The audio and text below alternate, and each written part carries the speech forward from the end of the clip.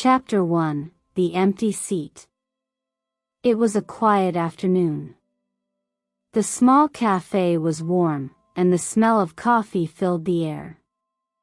Marta sat at a corner table, staring out the window. Outside, people walked by, talking and laughing. But Marta didn't feel like smiling. Her hands held a cup of tea, but it had gone cold. She wasn't drinking it. She was thinking about Lucas, her younger brother. Lucas loved tea. He always said, "Tea makes everything better." Marta's eyes filled with tears. Lucas wasn't here anymore. 1 month ago, Lucas had died in a car accident. Marta was driving that night. She kept replaying the moment in her head, over and over. What if I had driven slower? What if I had stopped at a different time? Could I have saved him? The cafe was busy, but Marta felt alone. She looked at the empty seat across from her. Lucas used to sit there. He used to tell jokes and make her laugh. Now, it was just silence. She whispered to herself, "Why can't I stop thinking about it? Will this pain ever go away?" As she stared out the window, the world outside seemed to move so easily. But inside her heart, everything felt heavy and still. Marta sighed and placed the cup back on the table. Chapter 2: A Helping Hand. Marta stood outside a small building with a sign that read, "Support Center for Families."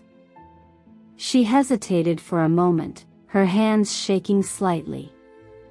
She had come here because she wanted to help, but now she wasn't sure if she was ready.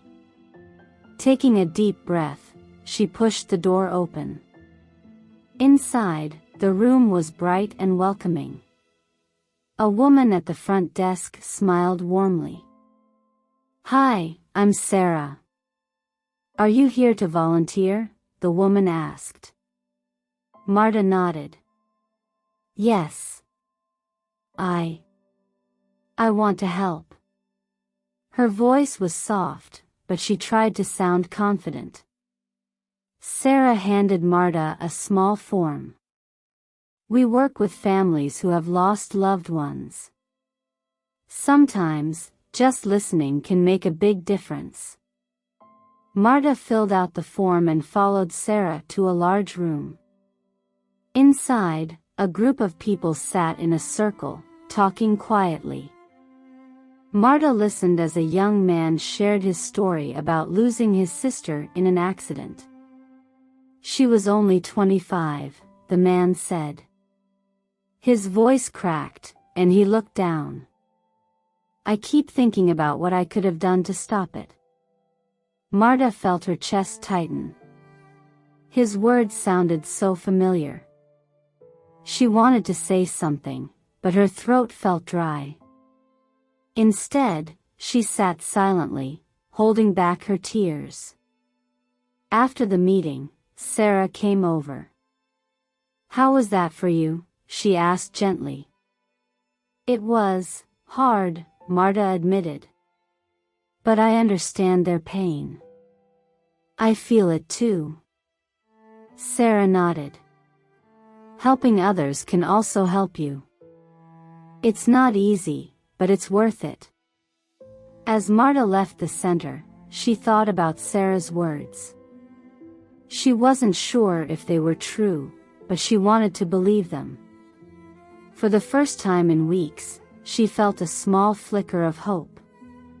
Chapter 3: The Letter. The sun was setting as Marta sat in her living room. Boxes filled with old memories surrounded her. She had decided to sort through them, hoping it would help her feel closer to Lucas. She opened a small wooden box that had belonged to him. Inside were photos, ticket stubs, and little notes he had written. Each item brought back a memory, and tears streamed down her face as she held them.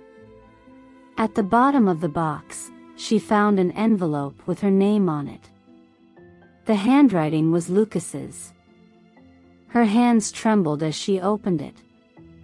The letter was short, but every word felt like a whisper from him.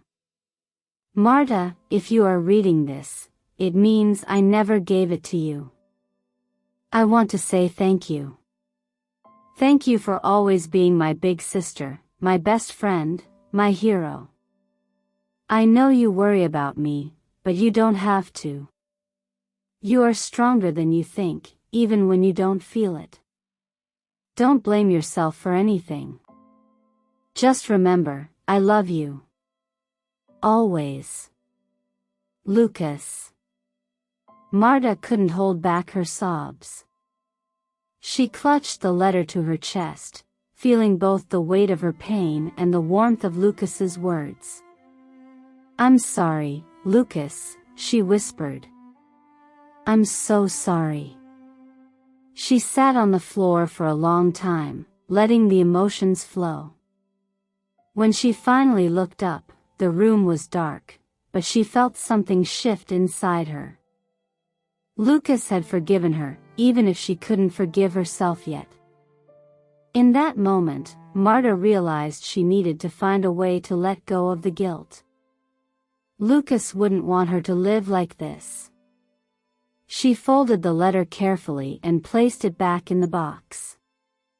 The night was quiet, but for the first time in weeks, Marta didn't feel completely alone. Chapter 4: Through the Glass. Marta returned to the support center the next morning. The room felt less intimidating now. She sat with the group again, listening as people shared their stories. This time, she noticed how brave they were to speak about their pain. When it was her turn to talk, she hesitated.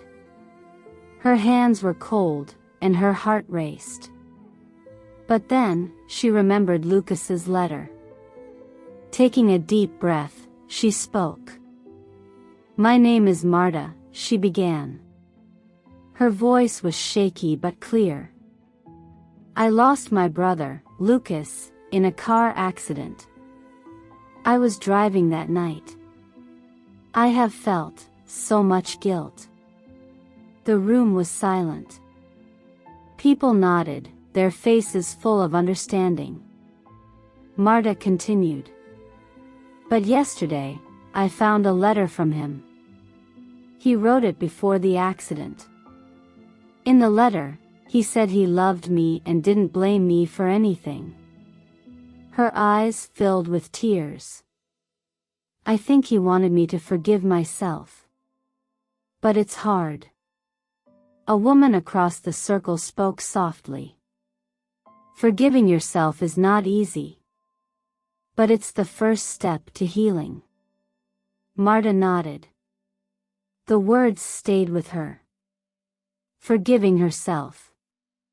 Could she really do it? Later, Sarah pulled her aside. You did something brave today, Marta, she said.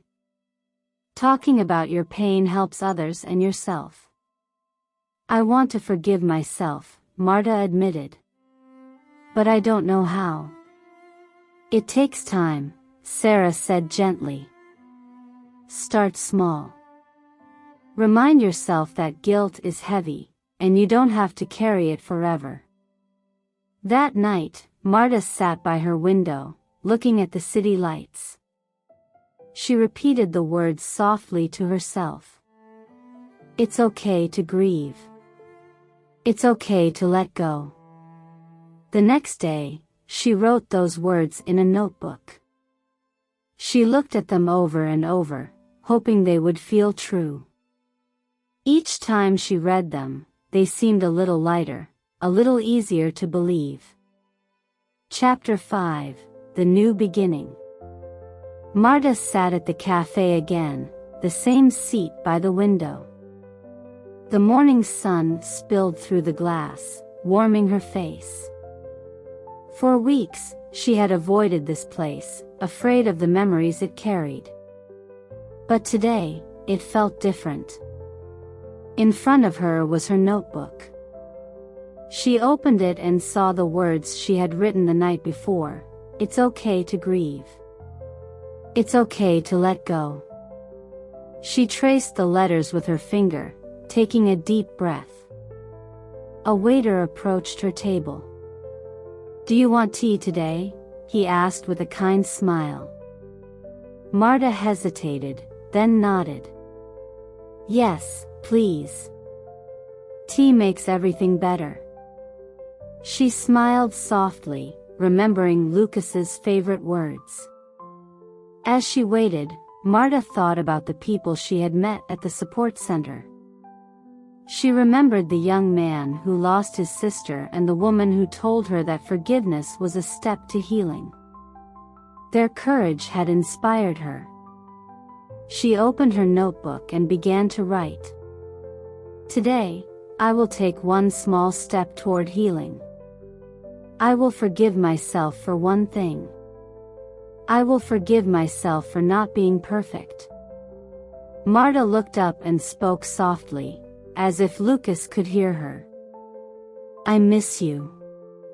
I will always miss you. But I will live for both of us now. I promise." The tea arrived, and she held the warm cup in her hands. For the first time in a long time, the warmth reached her heart. Looking out the window, she noticed the people walking by. They seemed less distant now, as if she were finally part of the world again. Marta thought about others who might be carrying their own pain, their own guilt.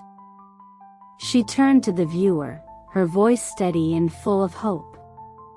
If you are holding on to guilt, take a moment today. Write one thing you want to forgive yourself for. Just one. It's a small step, but it's a start. Marta smiled, the kind of smile that comes from finding peace. Life is not perfect, but it can still be beautiful. And you deserve to feel that too. She closed her notebook and took a sip of tea. Outside, the world kept moving, but inside, she felt still, calm, and ready to begin again.